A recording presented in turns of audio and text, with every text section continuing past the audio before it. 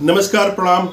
मैं सुधीर शर्मा भट्ट और आप देख रहे हैं मेरा चैनल सुधीर शर्मा भट्ट। आज की एक खबर है कि मुख्तार अंसारी, जो कि पूर्वांचल का बहुत ही चर्चित बाहुबली हिस्ट्री सीटर और एक राजनेता से जुड़ी शख्सियत हैं, मुख्तार अंसारी, जिनकी आज बांदा जेल में हार्ट अटैक आने से मृत्यु हो गई। उनके घर वालों का आरोप लगाया जा रहा है कि यह हत्या है, न कि हार्ट अटैक।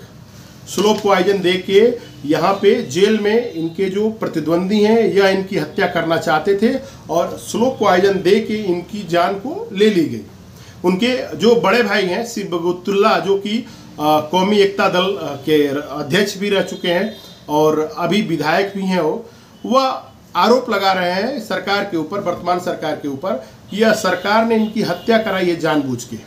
यह सरकार दमन करना चाहती है और अपने किसी भी विरोधियों को खड़ा नहीं देखना चाहती है।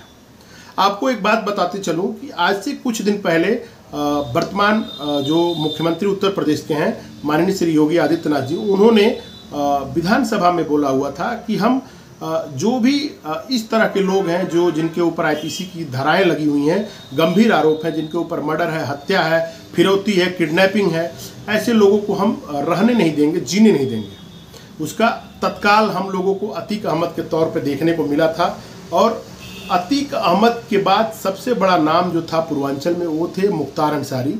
और मुख्तार अंसारी का कल यानी कि 28 तारीख को जो डेथ हुई है, यह एक ऐसे अध्याय का अंत है जिसके बाद कोई अध्याय आएगा फ्यूचर में कि नहीं, यह सोचने की और देखने की बात है।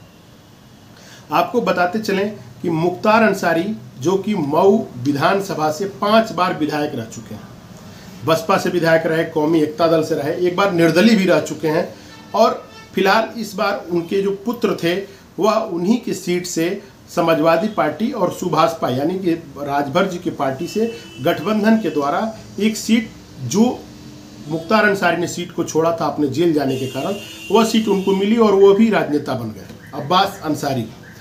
लेकिन हम बात कर रहे हैं यहाँ पे कि मुख्तार अंसारी की क्या हत्या हुई या उनको हार्ट अटैक रियल में आया है। अभी तक जो पोस्टमार्टम की रिपोर्ट आई है उसमें ऐसा किसी भी तरह का कोई गंभीर आरोप सिद्ध होते हुए नहीं आ रहा है जिसमें कि जहर देने की बात कबूली जा रही हो, या ऐसी कोई भी बात नहीं खुल के आई है सामने जिसमें ऐसा लग रहा हो, प्रतीत हो रहा हो कि यह जो मौत हुई है यह साजिशन है और हत्या का रूप है। यह एक प्राकृतिक मौत का ही रूप है। अभी तक पोस्टमार्टम रिपोर्ट में यही साबित हो रही है।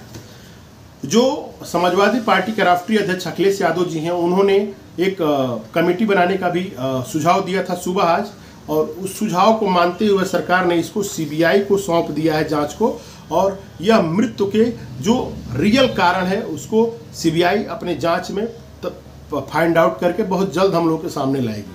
फिलहाल पोस्टमार्टम रिपोर्ट आ गई है और ऐसा किसी भी तरह का आरोप सच साबित होते हुए नहीं दिख रहा है, यह एक प्राकृतिक मौत ही दिख रही है।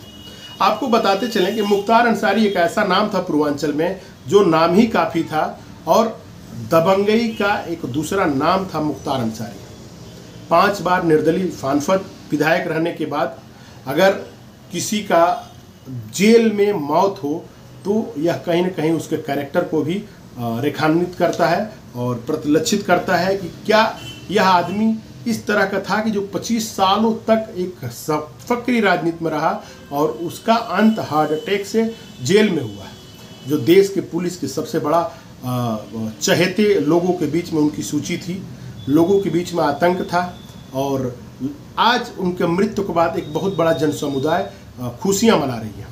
आपको बताते चलें कि मुख्तार अंसारी पे करीब 40 मुकदमाएं दर्ज थीं जो कि संज्ञेय अपराध थे, जिसमें जमानत नहीं मिलना था। भारत के राजनीति में पूर्वांचल में एक ऐसा घटना घटा था 1990 के दशक में जो मुख्तार अंसारी को आज इस हाल तक पहुंचा दिया। वह था कृष्णानंद राय की हत्या, जो कि भाजपा विधायक थे और कृष्णानंद के बड़े भाई सिबगतुल्लाह की सीट को छीन कर जीत गए थे। यानी कि सिबगतुल्लाह खां को हराए थे कृष्णानंद राय जी। उसके बदला स्वरूप कृष्णानंद राय की हत्या करा दी गई और AK-47 से उनके ऊपर 60 गोलियां चलाई गई थी। इस केस के ही कारण आज उनको जेल जाना पड़ा था और वहाँ पे इन लोगों का आरोप था कि हमको जहर दे के मारा गया है, लेकिन यह एक प्राकृतिक मृत्यु है और पोस्टमार्टम की भी रिपोर्ट आ गई है। इसी के साथ एक बहुत बड़ा अध्याय का अंत हुआ है। मुख्तार अंसारी अब इस दुनिया में नहीं रहे और सरकार अभी फिलहाल जो भी कानूनी कार्रवाई है वो कर रही है। इनके ऊपर जांच कमेटी बैठा दी गई है, तो मृत्यु की जो सही कारण है उसकी जांच की जाए और ये बहुत जल्द हम लोगों के बीच में आ जाएगा। फिलहाल पीएम रिपोर्ट में ऐसा कुछ नहीं है कि ये मौत जो हो वो एक प्रायोजित मौत हो या एक जो होती है प्राकृतिक मौत, उसी का एक रूप है। इसी के साथ मेरा प्रणाम आप सभी लोग स्वीकार करें। मैं सुधीर शर्मा भट्ट आप सभी लोगों को प्रणाम।